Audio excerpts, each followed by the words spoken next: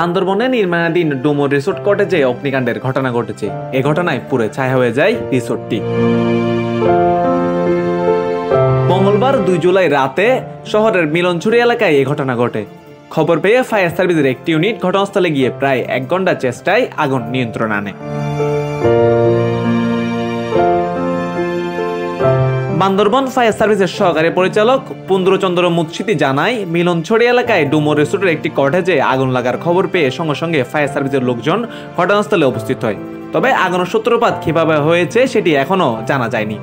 এটি eco cottage হওয়ায় বাঁশ ও কাঠের তৈরির কারণে আগুন দ্রুত ছড়িয়ে পড়ে। ডুমুর রিসোর্টের মালিকের অভিযোগ, চক্রান্ত করে কেউ আগুন লাগিয়ে দিয়েছে তার রিসোর্টে। তার রিসোর্টে প্রায় 25 লাখ টাকা ক্ষতি হয়েছে। গতকাল রাত 8টার দিকে আমি ভাত খাইতে গেছি বাসাইতে। আমার বাসায় রিসোর্টের পাশে ওই যে ভাত খাওয়ার সাথে যাওয়ার সময়ে ওই যে 5-20 মিনিট পরে রিসোর্টে আগুন জ্বলে গেছে। কিভাবে জ্বলছে আমি সেটা বলতে পারি। এই ঘটনায় আজ সকালে একটি সংবাদ সম্মেলন করে রিসোর্ট কর্তৃপক্ষ। News desk, CTG 24, Chittagong.